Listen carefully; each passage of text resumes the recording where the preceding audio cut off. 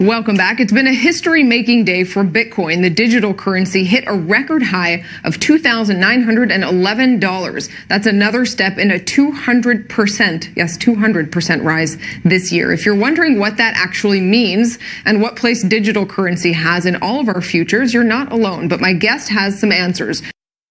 פירס is managing partner of Blockchain Capital and chairman of the Bitcoin Foundation. Brock, thanks very much for being here.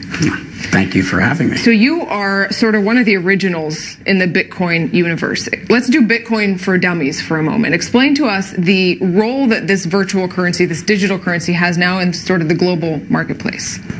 Well, I mean, it's hard to explain things as it's like trying to describe the internet to everyone in the mid-90s. Right. You know, now we have Facebook, we have all these things. It's not the easiest thing, but at its core, it's an enabling technology that changes the fabric of our world. Bitcoin, in that particular use case or application, which is attempting to change monetary systems and the way that value is transmitted between two parties with less middlemen, is a pretty wild thing. I mean, I get challenged sometimes, you know, well, over the years, back in the day at least. Now everybody's kind of really fond of the technology. Yeah, people believe you now that it's but almost $3,000 value. You know, I've been doing digital currency since the late 90s, and you know, it's finally everyone's like, it's feeling kind of good. I mean, I tell everyone in my business it's like 1999 right now. Volatility, yeah. Yeah, I mean, we see that high today. We see 200% rise this year, but it's very up and down. Last time we saw a big spike, we saw a big fall after. Is there a concern that Bitcoin is, or digital currency in general, is much more volatile than the money we're all used to? Well, the problem is when I produce a report to give a talk tomorrow, for example, by the time I give it, it's out of date.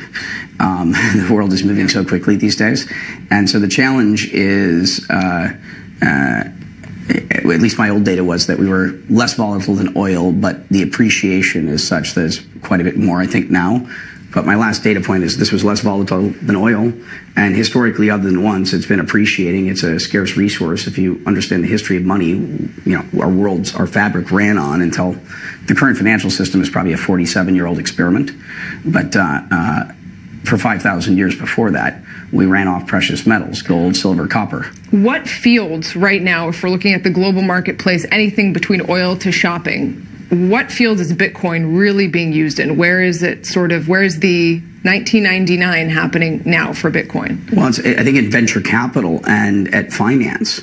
And the first application of this technology was Bitcoin. So the first evolutions of this amazing technology called the blockchain was in monetary stuff, financial systems, but it changes everything more than the internet has. This is the second most important technology the world's ever seen, second only to AI. Where is it being used for today?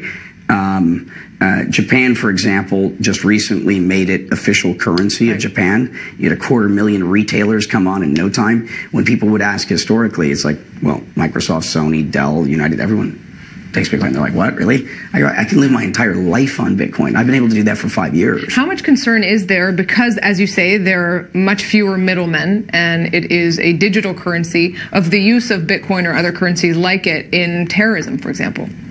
Well, so I just did probably the most innovative thing done yet in the space in terms of launching a venture fund on the blockchain. So it's a liquid fund. Mm-hmm. You know, one of the problems with private equity and things is the lack of liquidity. Created a digital token. Coin offering? Yeah, I did an ICO of a security. So utilizing regulation S&D exemptions under the SEC in the US, we issued the token in Singapore, and we created the first digital liquid fund. I think it's the end of venture and private equity and things of that nature. So I think there's interesting applications in the short term.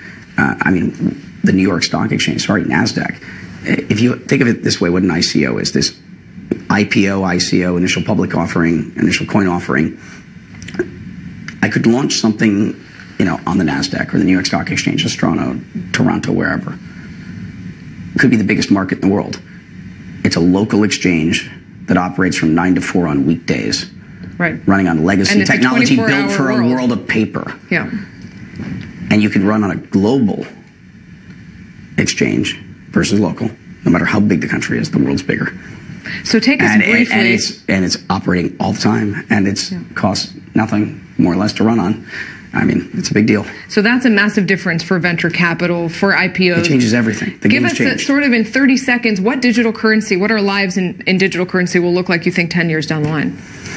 Well, I mean, it's everything. The worlds are converging. There's three massive kind of macro things in the world. This idea that we used to try and create software and things, proprietary things, because we wanted to possess and own everything. So you created proprietary software. The world's gone open source.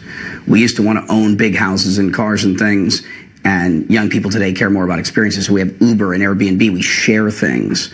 And the other thing, the macro thing that's happening in this world is this concept of decentralization. Right. And that is that things are becoming broadly distributed. And so it's all part of a bigger shift. Brock Pierce, thanks very much for this. I think all of us might be looking at our wallets a little bit differently after this conversation for those who aren't already invested in Bitcoins, those lucky people. We'll be back tomorrow, same time, same place from our studios right here in the Jaffa Port.